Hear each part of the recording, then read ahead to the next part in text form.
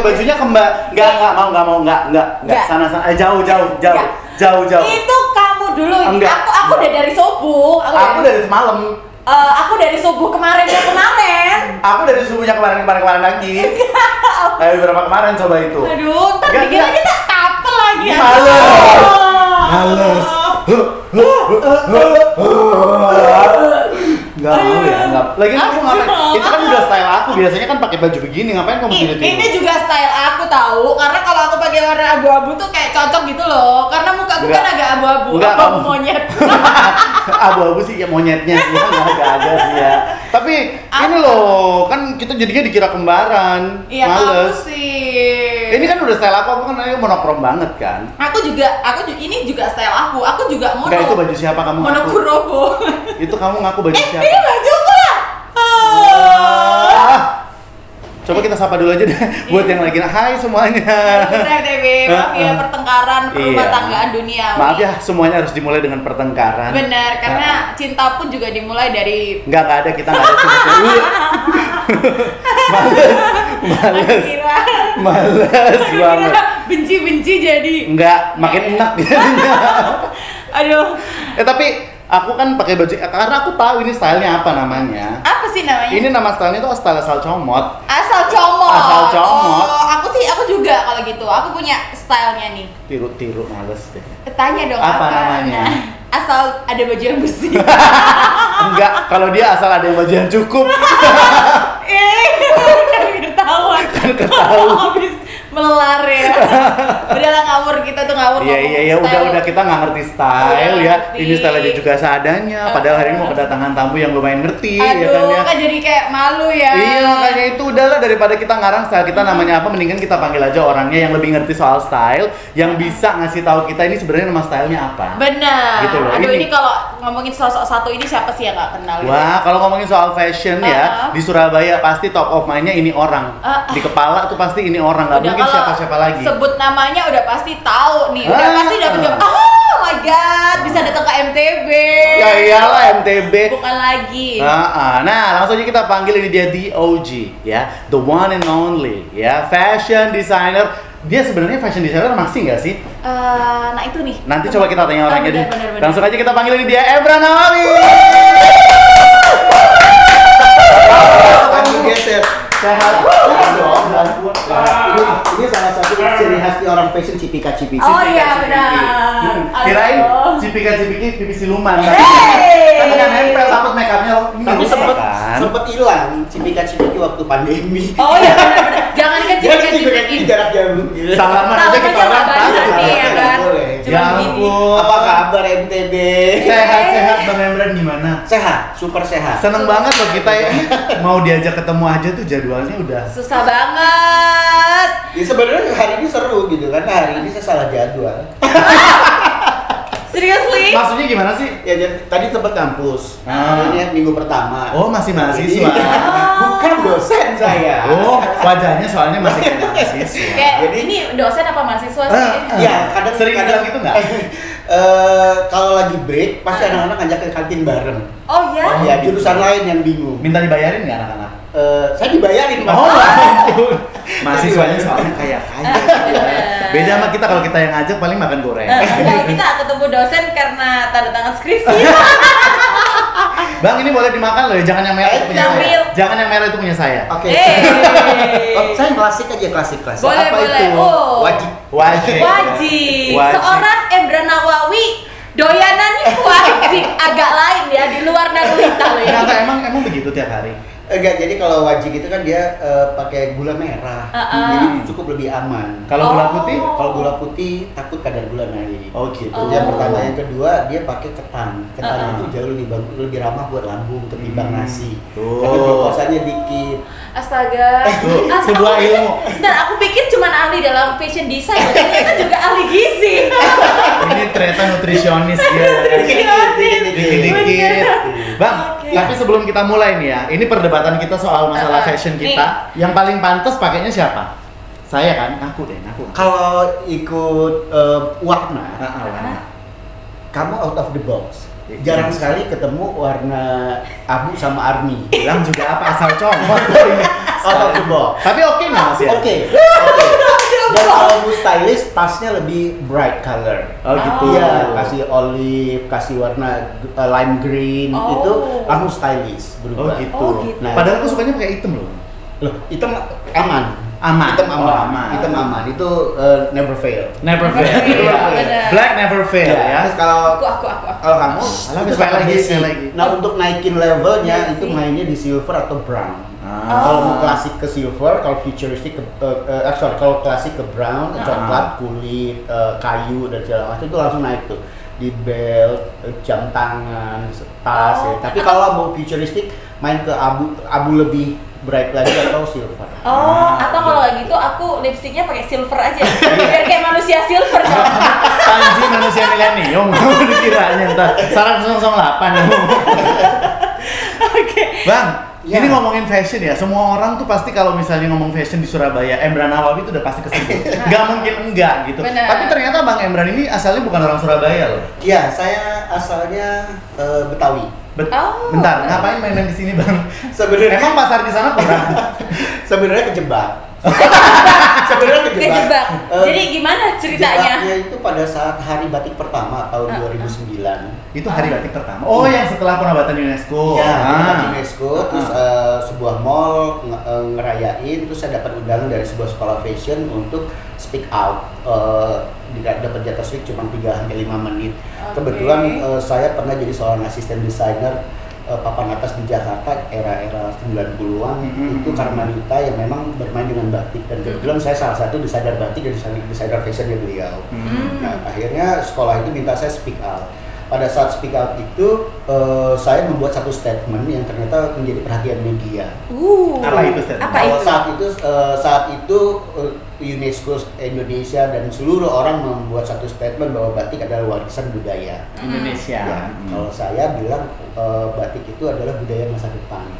Kenapa begitu? Kan terkenalnya kan Terbukti kan begitu tahun 2009 jadi euforia, sekarang semua orang pakai batik. Benar. Berarti kan budaya masa depan. Oh. Kalau kita ramein lagi sekarang, maka akan budaya masa depan yang akan datang pasti ada batik lagi. Iya. Jadi saya membuat satu statement yang kontroversi hingga itu menjadi headline di tanggal 3-nya. Tanggal 3-nya. Ya, tanggal 3 kan kita perayain tanggal 2. Iya, benar. Tanggal 3-nya itu jadi headline berita di Surabaya. Dan di situ nama Emran mulai dikenal. Nama Emran mulai dikenal. Padahal saat itu saya masih tinggal di Bali. Tapi dari awalnya mau jadi fashion designer atau apa nih Bang? Sudah. Saya mulai Sejak kapan tuh, Bang? Kalau realnya, saya pertama fashion show di usia 15 tahun. 15 Nggak tahun. jadi model. Enggak. Desainer. Bikin baju sendiri. Jangan orang deh, masa iya sih? Jadi Bener. waktu itu saya dia nggak pernah tinggal, saya nomaden ya dulu. Saya SMA tuh di Lampung. Jauh banget ya. Betawi, Lampung, Bali, mana lagi? Kita coba telusuri ya kayaknya ya.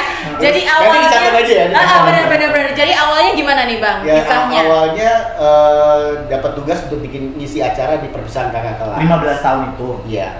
Terus 15-16 tahun itu. Terus ya udah, waktu itu kan sebelum acara liburan pulang ke Jakarta. Pulang ke Jakarta mainin Tanah Abang. Bongkar duit tabungan, beli kain. Nah, apa yang dipikirin kok tiba-tiba beli kain? Kenapa? Biasanya anak umur 15 kan beli apa sih? Iya. Bunduk. Zaman dulu memang fashion pastinya. Cuman saat itu saya berpikir kayaknya seru nih bikin fashion show di acara gitu. Di acara terus ngobrol sama teman-teman yang badannya tinggi-tinggi yang memang look model gitu, kelihatan model. Oh, kayak aku ya berarti ya. Iya. Zaman itu kan 170 itu sudah tinggi ya. Oh ya, tinggi benar. Nggak banyak yang nggak banyak 170 170 plus itu nggak banyak. Nah, akhirnya kita sepakat bikin dan saya bilang oke, gue buat baju. Nanti jadinya berapa itu yang kita showkan. Ya, terus modalnya dari mana Bang? Tabungan. Ya mecah celengan tadi Cecelengan. loh. Dan mecah celengan. beruntung saya bikin 1, 2, 3, 4, 5, 6 laku 4. 6 baju. 6 baju. Nah, langsung lah. Temanya Jadi apa? tartan. Apaan tartan? Tartan itu motif kotak-kotak dari Skotlandia. Oh ya ampun, jauh ya mainnya. Iya. Itu referensinya dari mana Bang? Kebetulan memang saya hobi baca. Pokoknya apalagi berkaitan sama fashion dan suka banget, dan saya agak nyolot, suka baca yang berbahasa Inggris walaupun nggak gitu ngerti. Dan pasti nyari gambar yang banyak. Dan zaman itu kan nggak seperti zaman sekarang. Saya kalau sekarang dulu itu kalau saya pulang ke Jakarta saya pergi ke daerah Kuitang. Yang banyak buku bekas itu. Ya, benar. Ya ampun. Jadi saya beli majalah bekas di situ. Majalah bekas yang bule-bule gitu. Apapun, majalah fashion. apapun. Begitu saya buka ada gambarnya bagus, tulisannya bisa dibaca dan bisa jadi informasi, saya beli. Dan saya beli, dan itu ternyata bermanfaat. Begitu saya lulus sekolah, saya masuk saya kursus fashion, itu menjadi materi saya untuk bikin mood board. Jadi referensinya udah banyak. banyak. Itu kan agak unik karena nggak semua orang melakukan itu. Bahkan seorang desainer sekalipun saat itu mereka mengacu kepada gaya gambar. Kalau saya lebih kepada gaya konsep. Jadi referensi dulu, orang bikinnya ini. Kalau bentar deh bang, tapi itu umur 15 tahun ya? 15-16 tahun. Emang abang dari kecil pengennya jadi fashion designer? Kalau kata nyokap sih begitu. Jadi kalau saya suka gambar itu manusia lidi, pasti nggak pernah gambar laki-laki, gambarnya perempuan. Gitu. Yang roknya segitiga. Selalu saya sampai sekarang gambarnya masih lidi loh. Karena saya nggak bisa gambar orang. Jadi dari kecil memang itu, karena memang nyokap punya butik. Dari situ ya. Jadi secara genetik tuh udah secara ada. genetik sudah ada. Mama dulu tuh wardrobe film. Gitu. Ya, mama tuh kebetulan keluarga kita keluarga film. Mama tuh wardrobe film, sepupuku bintang film, omku produser dan sutradara, dan saya dari usia 4 tahun itu sama om. Kenapa nggak pengen jadi bintang filmnya? Artis banget ya. Karena dulu takut, karena dulu saya tuh anak kesayangannya di Zulkarnain. Oke. Zaman dulu. Dia pada ketemu saya pasti digendong, dibawa dia, dan teman-teman krunya omku itu sering gangguin dengan topeng-topeng setan. Zaman dulu kan film-film horor nasional kuat. Dan itu kan topeng-topeng, dan dulu saya takut. Setiap kali syuting lampu seperti ini nyala dan saya takut. Jadi pernah ikut 2 kali jadi cameo dan figuran di sebuah film di zaman itu, tahun-tahun saya kecil, nggak pernah zaman itu ya. Tapi bang, tadi kan bang Ebra nih ngomong kan kalau bikin karya pertama kali itu di umur 15-16 bikin. Yang publis ya? Jadi sebelumnya itu sudah bikin. Saya bisa jahit itu di usia kelas 6 SD. Oh my god. Bisa jahit tangan? Enggak, mesin. Iya. Ngarang serius. Saya nyuri aktivitas di mesin mama kalau mama udah tidur. Yang pakai begini nggak bang? Yang di kaki? Enggak, sudah pakai dinamo. Listrik. Tapi yang itu juga bisa, tapi udah pakai dinamo. Udah buat baju, walaupun baju itu buat keponakan. Jadi kayak kalau zaman sekarang tuh orang bikin baju buat Barbie. Kalau saya nggak main Barbie, mainnya keponakan, bikinin baju tanpa pola, pokoknya ada masuk kepala, ada lengan, jadi baju. Itu kelas 6 SD itu kelas udah 6 bisa. SD. Nah, baju pertama yang saya pakai itu ulang tahun teman saya di SMP. Udah bikin kemeja. Pakai baju hasil karya sendiri. Iya, hasil karya sendiri. Dan di situ saya sudah mulai suka warna. Artinya salah satu ilmu desain yang sudah saya serap adalah cara memilih warna, mix and match, jadi nggak abu-abu. Jadi nggak abu-abu. Nggak main aman gitu ya bang? Iya, gitu. Jadi kalau untuk ngomongin tentang fashion designer sebenarnya bukan cuma sekedar bisa gambar, jahit, tapi juga komposisi warna juga ya bang ya? Itu penting banget. Nanti saya kasih bocoran tentang tren-tren warna. Nah, tapi kalau ini kan kita ngomongin soal bisnis fashion, orang-orang pasti mikirnya itu perempuan gitu bang. Nah, ya kan? Pasti perempuan. Iya kan? Iya. Dan itu menjadi stigma juga bahwa untuk tiket menjadi desainer itu, which is kalau perempuan harus bagaimana, laki-laki ke perempuanan rata-rata gitu. Personnya. Iya kan? Tapi kalau kita ngomong fashionnya pasti kan itu yang minat perempuan. Rata-rata. Dan itu yang saya lakukan di Surabaya pada saat saya memutuskan kembali menjadi desainer. Jadi sebelumnya pernah jadi apa lagi bang? Sebelum jadi desainer lagi. Setelah saya ninggalin Jakarta, saya putuskan untuk tidak menjadi desainer. Karena saya lingkungan sosialnya kan limited ya kalau fashion. Ya bertemunya itu saja, model, desain. Dan maksudnya kan segmented gitu ya? Iya, segmented. Nah, begitu saya kabur ke Australia, saya mencoba saya tuh drop out sekolahnya. Sekolah drop out. Yang SMA apa yang mana nih? Yang kuliah. Yang kuliah. Yang di Jakarta. Iya, jadi pada saat saya magang di Karmanita, jadi desainer batik. 3 minggu sudah jadi karyawan. Oh gitu. Jadi kenal duit. Sebenarnya kan gini ya, kuliah kan tujuannya buat dapat kerja. Kalau udah dapat kerja ngapain kuliah? Enggak kayak gitu ya. Awalnya pikirnya gitu, tapi enggak. Akhirnya penting, sangat penting. Akhirnya ya itu jadi desainer. Di Sikhat itu sampai dikenal di Jakarta sebagai desainer dan sempat menjadi stylist di beberapa TV. Zaman itu nggak boleh nyebut brand ya. Enggak, itu tuh ngelamar apa gimana sih Bang? Karena Karmanita itu sering Kan namanya gede banget waktu itu ya. Tampil di TV untuk beberapa acara, terus yang berangkat saya, jadi orang TV kenal. Gitu.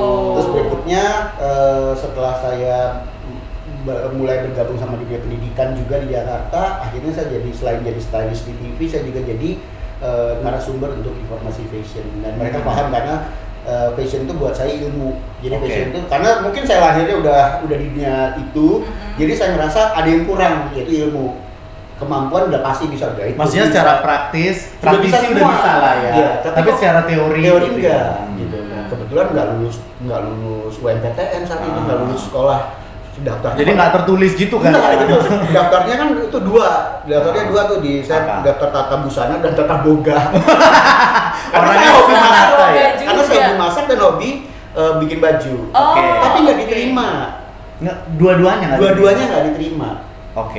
Dan lucunya nggak diterima, terus akhirnya om saya dengan tampil bijaksana, ya sudah kamu sekolah perbankan, nggak mau. Iya, jauh banget ya. Sekolah perbankan. Sulit lah orang yang punya soft skill disuruh kerja kayak gitu ya kan. Negosiasi, gini aja. Tahun ini saya mau nganggur aja, nggak usah sekolah, tapi mau nggak biayain saya kursus? Saya kursus lagi, kursus jahit, kursus desain. Masih ingat ya di mana Bang? Namanya Semodia, Sekolah Mode Indonesia. Itu sekolah mode pertama yang populer. Yang lain kan sekolah jahit pada umumnya. Jadi sekolah mode pertama di tahun 90-an itu namanya Semodia, dan pengajarnya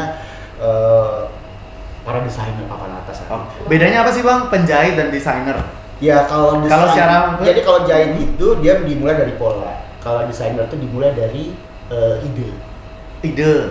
Langsung dituangkan gitu kalau ide, misalnya tuangkan ke gambar dibuat gambar produksi dipecah jadi pola dibuat toalnya dulu atau semi sampel dulu, baru dibuat baju. Kalau di antaranya ada fitting. Kalau penjahit kan rata-rata ngukur, bikin pola, jahit, fitting, selesai. Jadi nggak bikin idenya.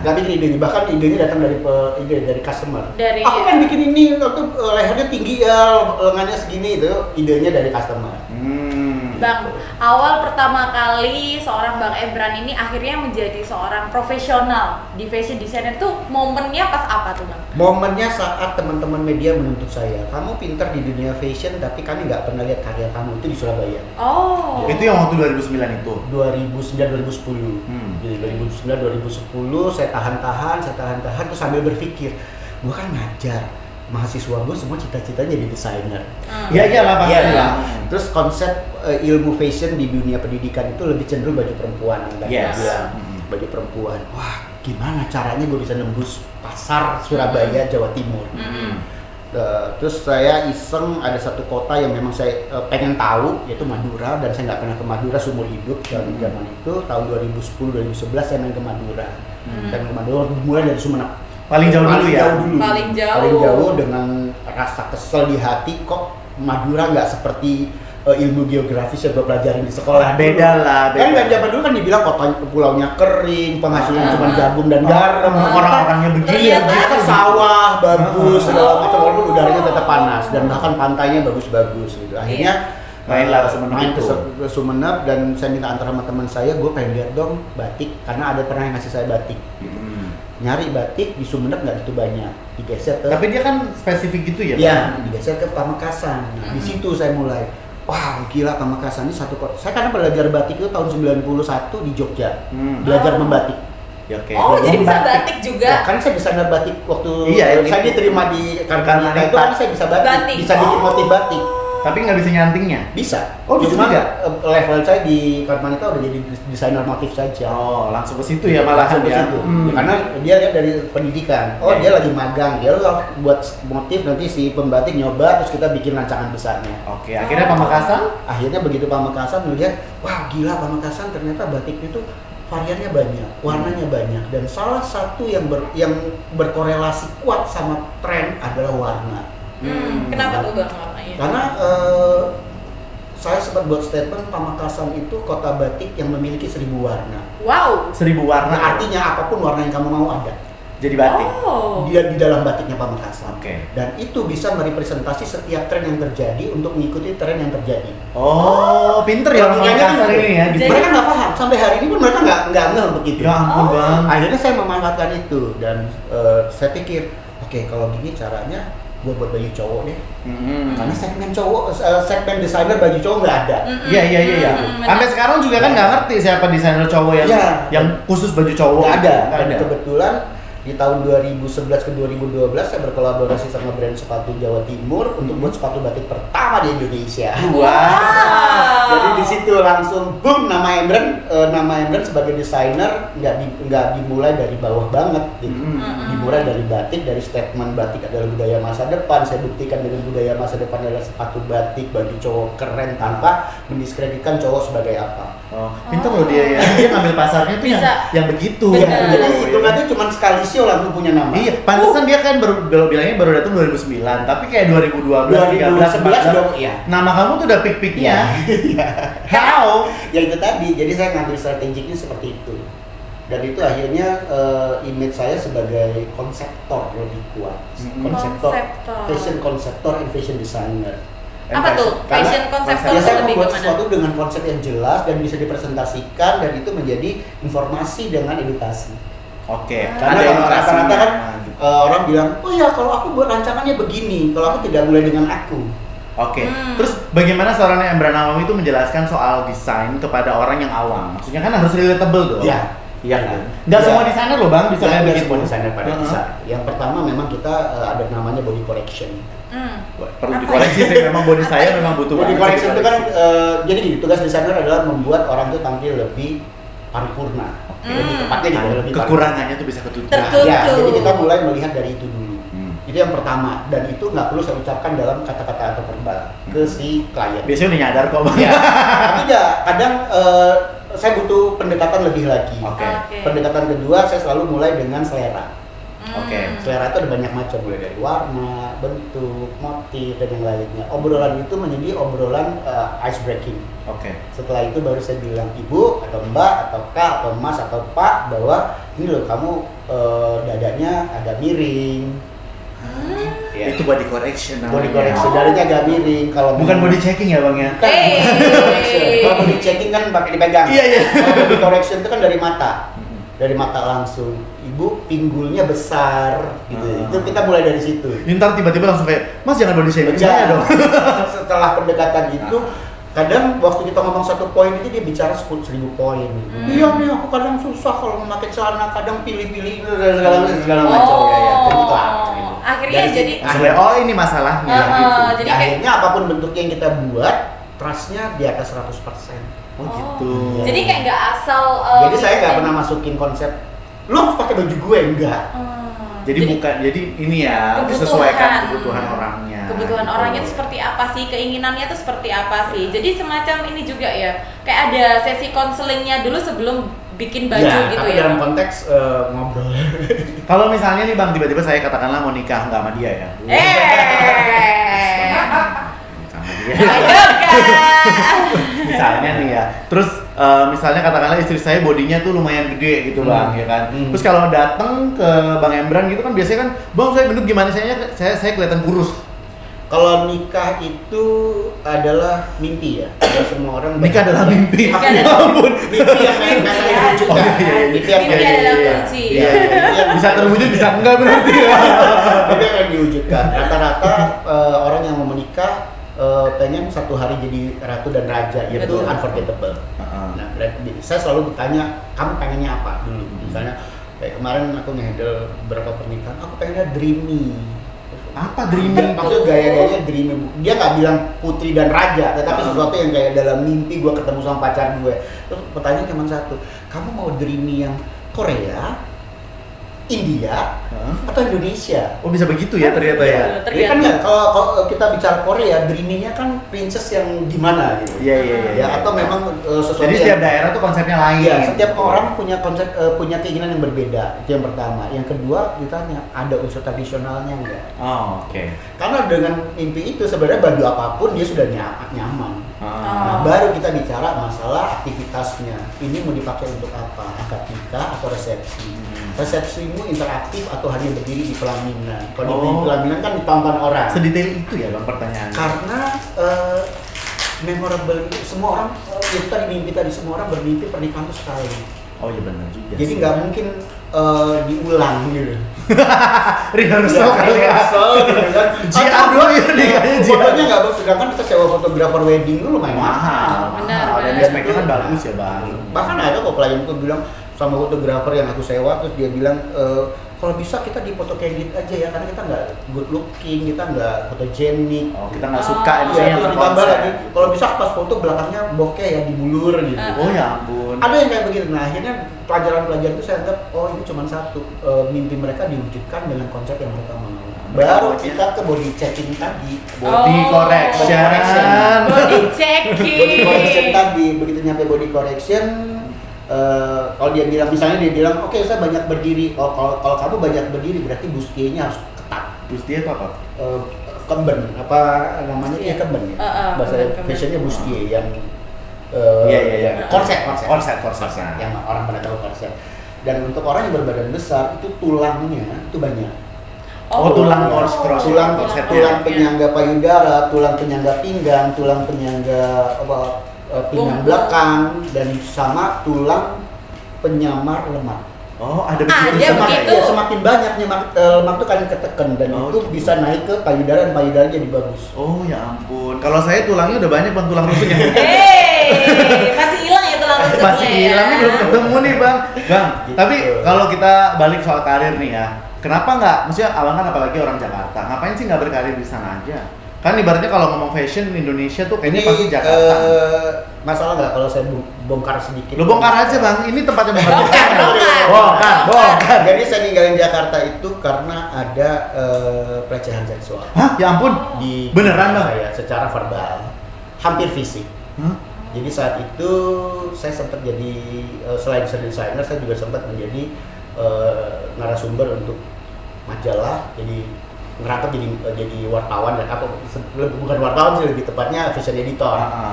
Dan saya selalu dapat banyak undangan. Seminggu itu bisa sampai 10 undangan untuk menghadiri fashion show, launching produk. Hari kan cuma 7 bang. Ngapain sampai 10? Bisa siang Sehari. makan siang ada acara, Iya, makan benar. malam ada acara, gitu. Kita weekend bisa 3 kali dan seterusnya. Dan suatu saat ada para desainer senior yang kita sudah kenal masing-masing, karena saya salah satu junior yang diperhitungkan saat itu, tiba-tiba menyampaikan sesuatu yang saya nggak mau dengar, mungkin orang lain juga nggak mau dengar. Boleh nggak disebut? Eh, Apa itu? Pertama, dia memuji pantat saya. Hah? Oh Takut my ya? God. Pantatnya bagus. Gini. Dilanjutkan dengan kapan gua bisa tidur bareng lo. Hah? Gitu. Itu yang pertama.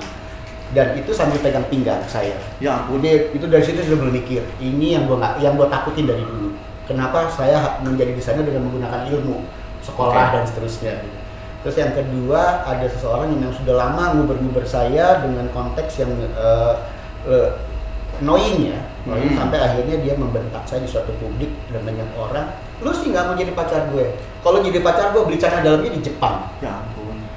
Itu buat saya nggak ada komplimen sama sekali. Itu Iya, itu benar-benar pelecehan Dan merendahkan. dan merendahkan. Apalagi di depan publik ya bang ya. Iya, walaupun itu public fashion, which is itu angin lalu buat orang. Gitu kan. Tapi buat saya itu adalah salah satu duri dalam daging. Kalau saya masih ada di situ, saya mulai putuskan, mulai merenggangkan waktu.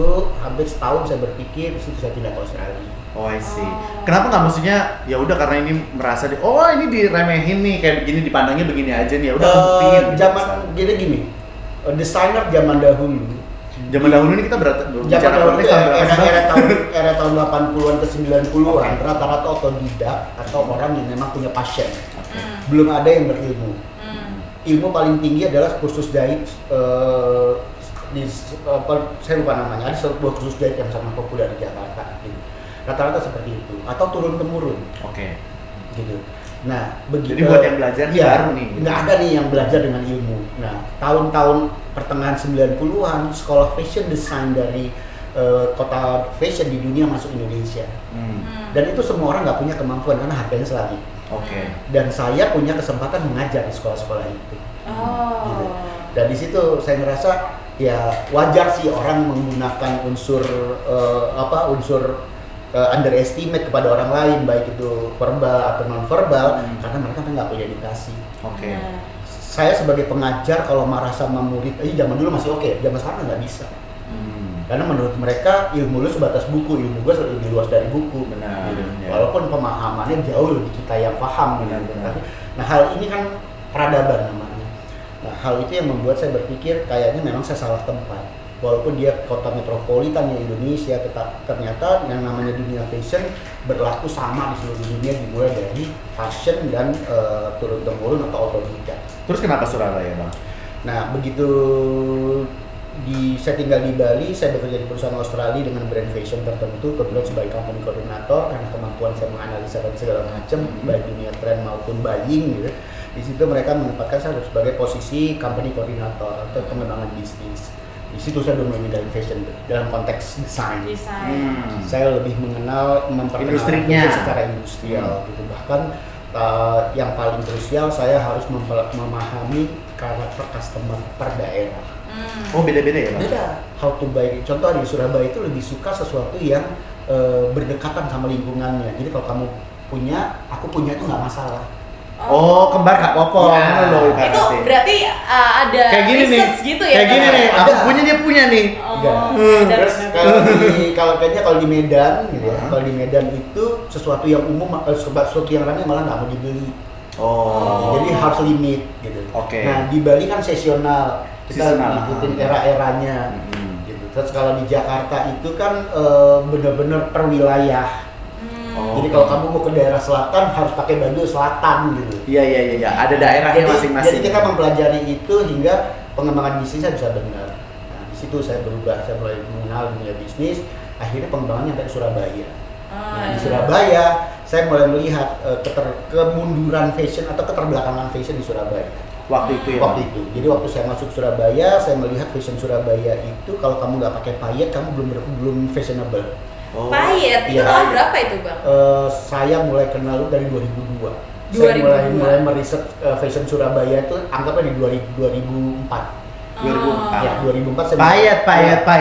Dan era itu tempat kita berbusana fashion terbaik adalah wedding. Benar. Sampai sekarang sih Bang kalau itu. Tapi sekarang kan bentuk busananya udah beda. Iya. Kalau dulu kan datang itu harus gemerlip gitu ya. Sparkling gitu ya. Tetapi di dalam itu dirasani pokoknya. Di dalam ilmu fashion, payet itu salah satunya adalah menutupi kegagalan dalam teknik jahit. Jadi yang penting kelip aja pokoknya. Misalnya, aduh kupnatnya salah nih, darknya salah, tutupin sama payet gambar bunga garis kecilnya itu bisa tutup aman. Terus dia kayaknya kegedean, nanti dikecilin saat pemasangan payet yang seperti itu. Tapi waktu abang masuk ke sini kan pasti udah ada pemainnya juga dong di sini kan? Iya, tetapi karena saya kenalnya dunia pendidikan, maka saya pendekatannya pada sekolah-sekolah. Oh gitu. Ya, saat dimulainya itu dari situ berarti. Dimulai dari salah satu tempat kursus sekolah fashion, bahkan sampai akhirnya saya diundang UNESA untuk menjadi dosen penguji dan seterusnya. Dan itu kesempatan saya untuk memperkenalkan ready to wear, construction pola dan segala macam, hingga tuntutan kami kepada generasi fashion baru adalah mampu membuat pola yang bagus. Kita kembalikan kepada klien tadi yang kita body check sesuai body correction tadi itu ya Bang. Tapi aku pernah ingat waktu itu pernah lihat abang bikin show ya waktu itu ya, terus abang bilang kenapa baju saya itu lebih laku daripada yang lain, karena baju saya itu ready to wear. Jadi mau dibeli malam ini juga udah langsung bisa dipakai gitu. Bahkan di Asia pun saya beli. Nah itu maksudnya mungkin bisa jadi inspirasi juga buat yang lagi nonton ini ya. Kalau mau jadi desainer tuh bikin baju-baju yang ready to wear. Kalau dia mau menuangkan inspirasi dan idenya, monggo bikin kita sebutnya muse. Ya, jadi baju sesuatu yang full konsep di dalamnya. Kita mau masukin apapun di situ dengan bentuk kerah yang unik, bentuk lengan yang unik, cutting yang unik, monggo. Tampil di runway sebagai media promotion bahwa gua akan mengeluarkan satu tren baru dengan bentuk seperti itu. Tetapi pecahan dari yang kita tampilkan di runway adalah ready to wear. Harusnya seperti itu. Iya. Tapi kan sekarang orang rata-rata pengennya high fashion. Iya. Kadang suka mikir ini siapa yang beli sih? Iya. Sebenarnya kan dipakai kemana sih? Runway itu kebutuhan kita untuk promoting konsep, promoting ide, promoting tren. Makanya fashion show itu terjadi selalu dimulai dari bulan September hingga Januari. Oh gitu, karena per tahun. Karena per tahunnya di situ baru kita keluarin yang namanya spring, summer, fall, winter, terus Emang di Indonesia begitu juga bang? sudah mulai. Sudah mulai. Jadi kalau ada orang yang melakukan fashion trend di bulan Februari, Maret, April, Mei, Juni, Juli gagal. Mau ngapain gitu ya? Iya, karena itu orang sudah belanja. Bang, satu trend fashion yang sampai sekarang abang nggak suka. Yang menurut abang tuh nggak banget deh. Yang menurut saya enggak, bahkan hampir semua saya suka fashion dan semua sudah pernah saya coba dengan konteks kebutuhan saya. Kalau ngomong era deh misalnya, 80-an sih sebenarnya. yang paling nggak suka? Iya. Kenapa bang? 80-an itu antara styling rambut sama fashion itu seimbang. Oh, sama Iya. rambutnya gitu. Jadi rambut itu satu butuh keriting Gede gitu ya. terus dia musim puff. Ah. Musim celana baggy. Nah, itu kan kalau secara siluet dem. Orang Kalau Jawa sekarang kan body saya yang down Iya. gitu. belendu Fashion yang paling keren itu tahun 90-an. 90-an. Iya, karena ada unsur musik mempengaruhi fashion. Oh, maksudnya gimana tuh bang? Ada MTV, Oh, ada- iya. dan itu trennya bagus. Tapi yang paling mengganggu di era 2000-an awal. Oh, tahu deh. Sinetron. Oh, sinetron. Sinetron pengaruhnya. Apa yang dipakai di sinetron itu disukain sama orang-orang secara umum. Gitu. Jadi benar tapi tidak enak gitu. yang gambar itu loh Kak, jadi kayak tersayang, Ya. tersanjung. Oh, ada hanya itu. Jadi bentuknya bintangnya pakai baju ini, besok baju itu dibuat tuh sama industri dan itu ada di publik sampai yang penjualnya bilang ini loh baju tersanjung. Gitu. Jadi baju itu punya nama sinetron. Iya. Sesuai dengan dipakai Iya, sama pemainnya. sesuai dengan trennya. Oke, tapi kalau misalnya kita ngomongin karya nih Bang, kalau misalnya kita ngomongin karya Bang Embran yang berhasil sampai terjauh itu di mana Bang? Ada yang sampai ke luar negeri Bang? Yang terakhir Australia. Australia. Itu bajunya masih di sana sekarang. Oh. Dan Itu apa ini sebuah apresiasi paling bagus yang pernah saya dapat. Saat itu dari pemerintah mencoba mengulik saya untuk berkolaborasi dengan Australia, khususnya Perth. Program pemerintah namanya Sister Province. Sister Province. Iya, Jadi Sister Jawa Timur Province. apa? Jawa Timur sama Surabaya, sama Australia Barat. Oh ya, Perth itu. Iya, Jawa Timur sama Australia Barat.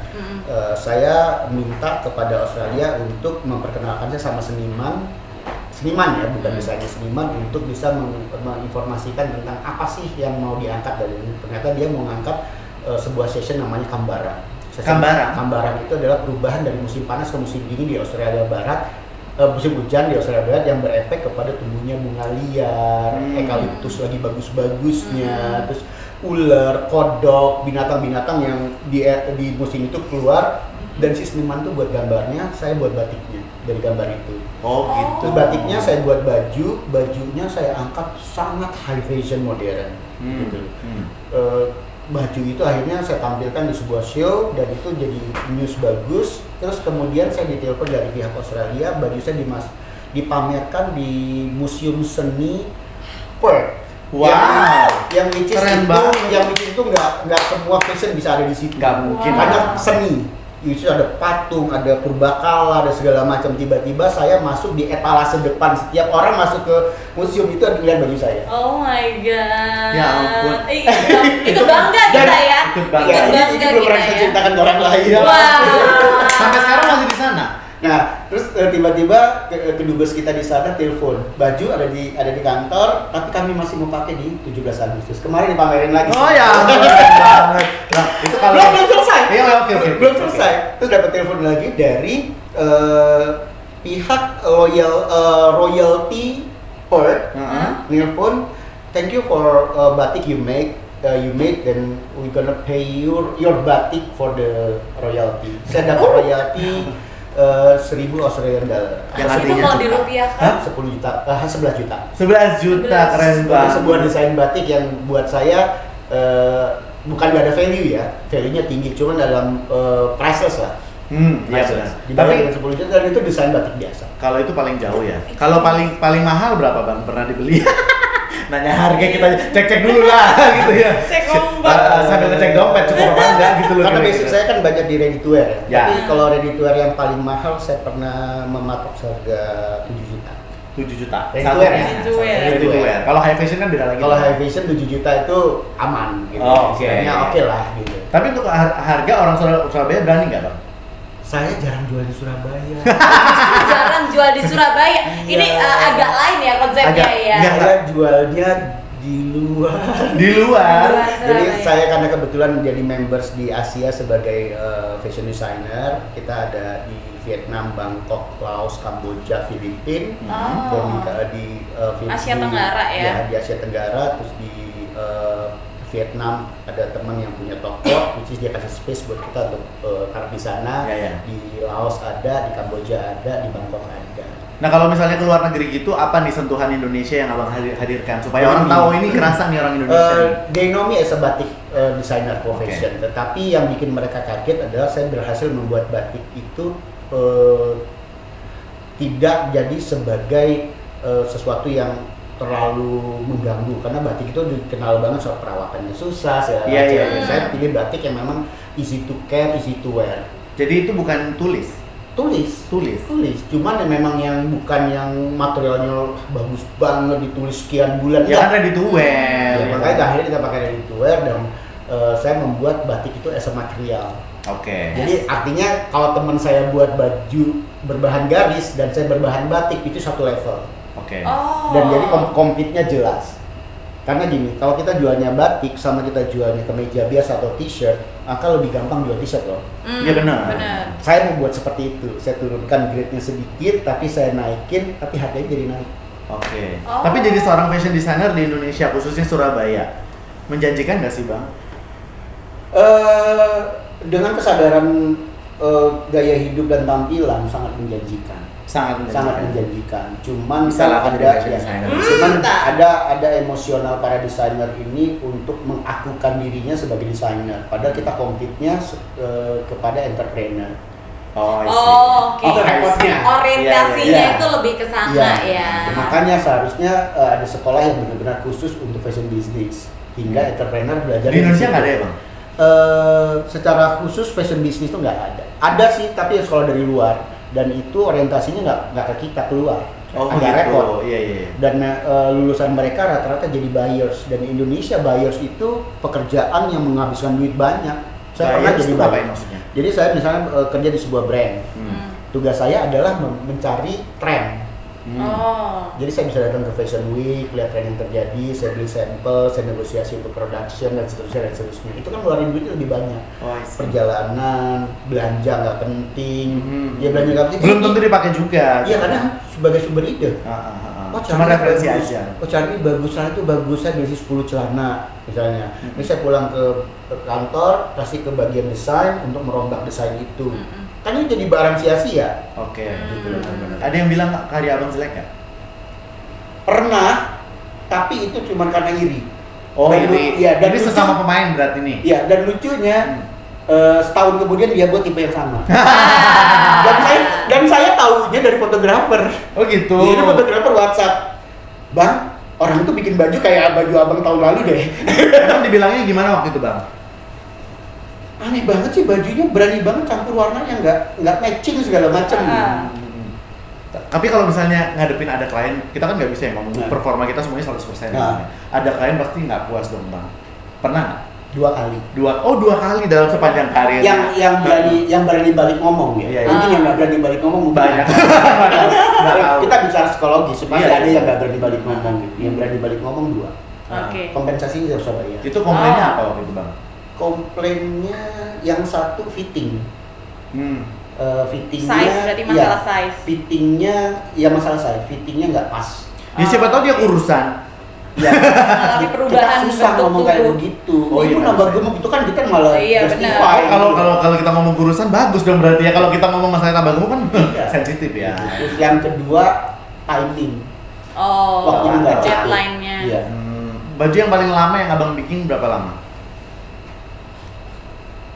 Kemarin saya bikin show terakhir bikin rok, lebarnya penggunaan kainnya sekitar 9 meter. Satu rok? Iya. 9 meter. Ekor itu bentuk ekor.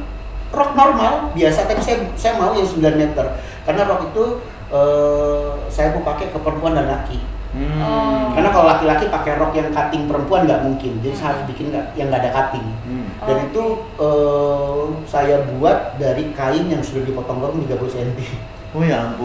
Jadi nyambung dulu, ngerapihin dulu, nyetrika dulu, bikin pola lagi, jahit lagi, finishing lagi untuk satu rok yang pada umumnya dikerjakan 45 menit 1 jam kelar. Ya ampun. Saya mengerjakannya 2 hari. Oh Ya my god. ampun. Tapi kalau baju-baju yang lain yang saya kecenderungan karena saya tahu pola dari kecil, jadi kecenderungan saya jahit itu cepat. Oke. Oh jahitnya cepet ya, beda. Cutting, jahit bahkan apalagi saya pemahaman terhadap zero waste di kepala saya banyak. Jadi kadang bikin pola tanpa ngukur. Wow. Nah, itu menarik tuh Bang, masalah zero waste itu. Sekarang kan banyak ya fashion designer tuh yang mulai kembali untuk nggak mau punya sustainable clothing. Iya kan? Itu kalau Abang gitu juga dari dulu?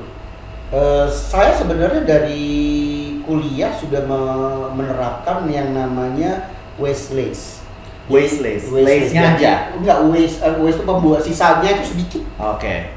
Kalau bisa gitu ya? Iya.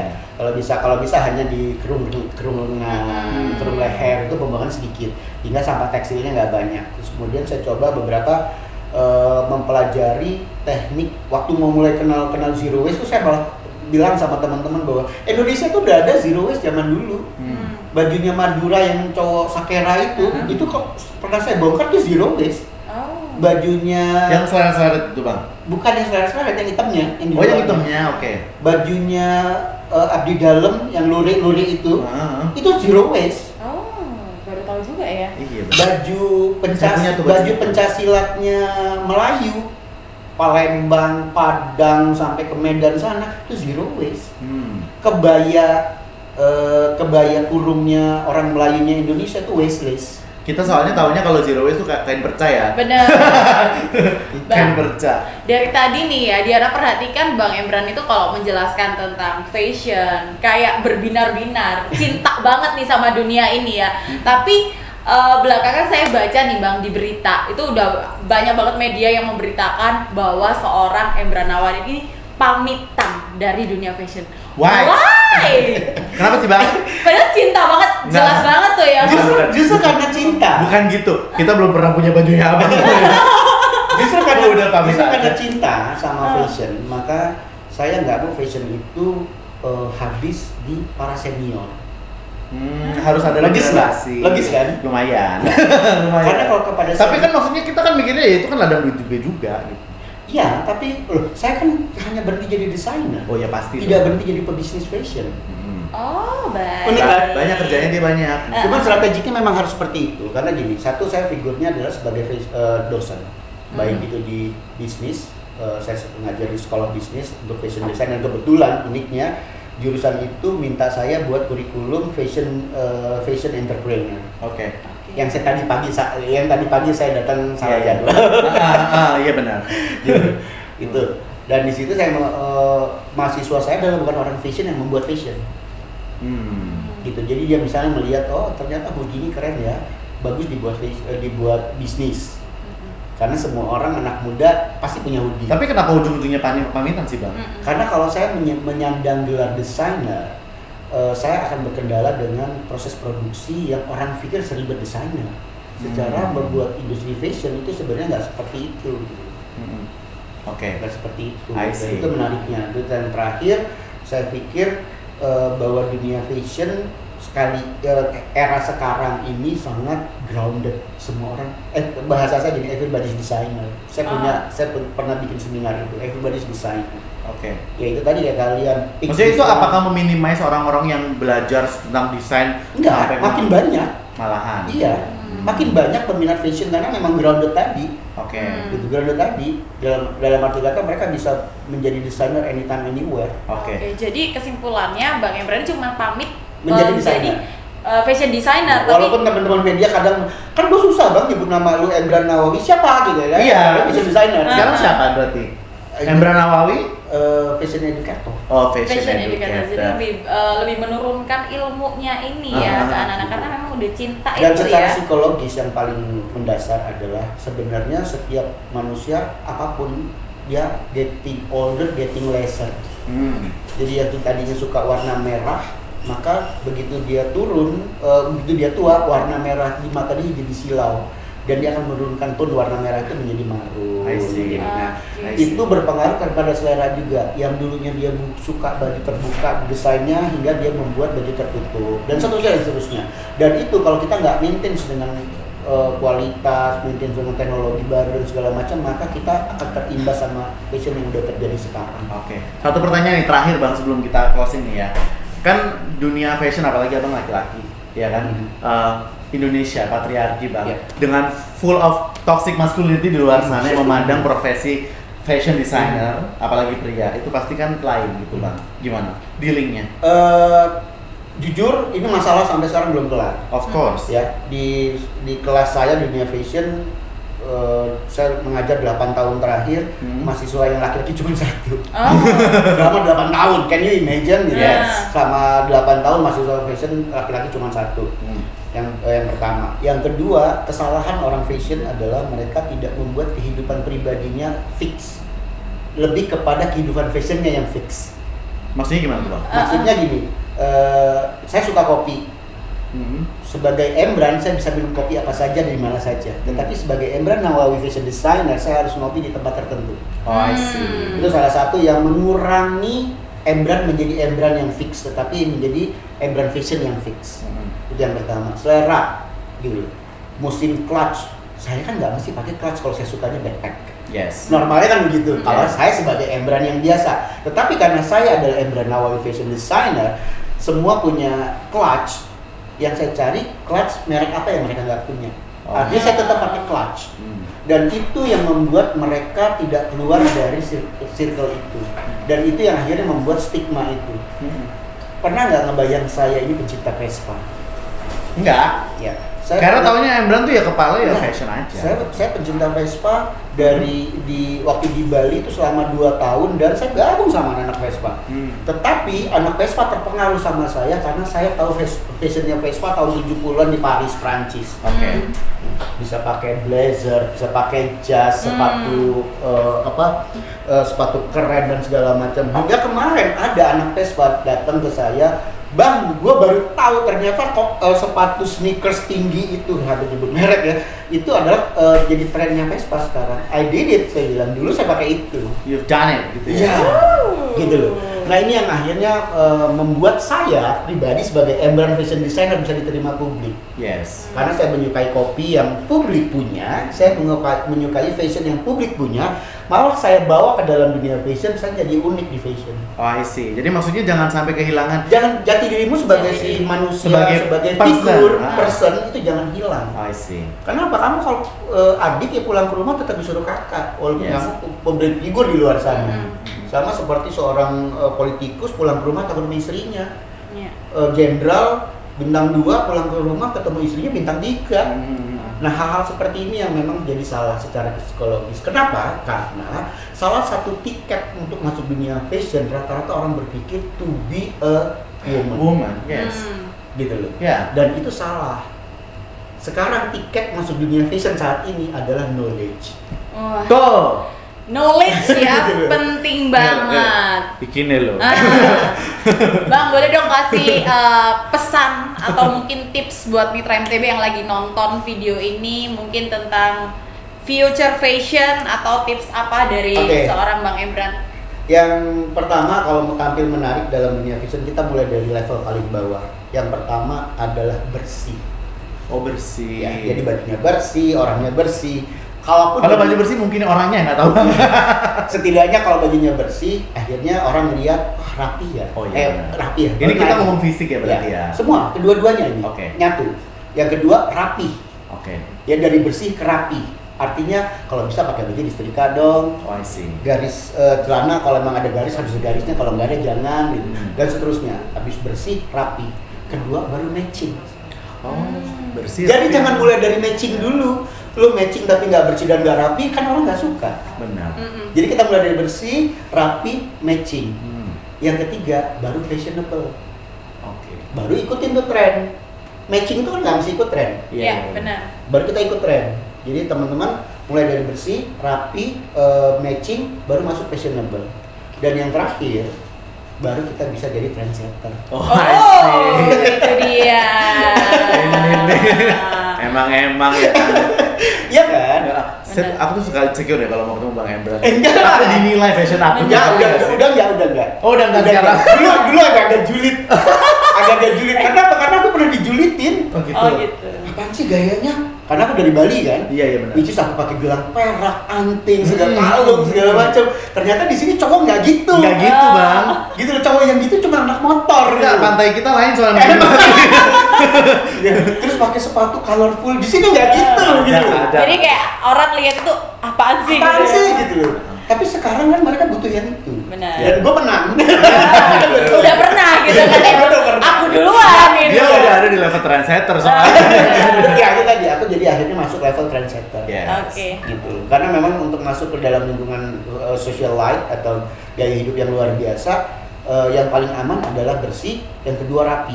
Nah, yang makanya lihat ya, kita lihat di Surabaya, istrinya pasti fashionable banget. Yes. Suaminya enggak, cuma bersih dan rapi. Benar nggak? Ya secara standar kan yang penting udah turun Tetapi kita, Bang. setelah dia mulai masuk ke social life, maka suaminya mulai tuh matching. Iya. Matching sama istrinya, matching sama diri dia sendiri, matching sama tas, sepatu, jam dan yang lainnya. Baru mulai masuk ke red carpet, suaminya sudah mulai fashionable. Pasti ntar di kepala dia harus jadi trendsetter. Wah. Mau nggak mau? Mau nggak mau. Gitu. Bang, kapan kita ngopi lagi ya, Bang? Harus. Ya. Katanya di sini ada dekat-dekat sini ada warkop yang enak. Ada. Warkop Kayaknya Kodam. Ada warkop. Kayaknya perlu ajak saya ke warkop. Cuman yang jaga nggak aneh aja, Bang. Orangnya. Oke, Bran, terima kasih Thank you, banyak. thank you. Thank you juga buat Mitra MTV yang sudah nonton video Thank ini you. dari awal sampai akhir. Subscribe, like, comment, share, terus apa lagi? Pokoknya bagiin lah informasi ini sebanyak-banyaknya ya. Yes, banyak informasi rahasia yang Benar. disampaikan sama Bang Embran tadi ya. Dan jangan-jangan media lain yang ngambil berita dari sini. Bisa jadi. Yaudah, sampai ketemu di next ya. Dadah. Bye.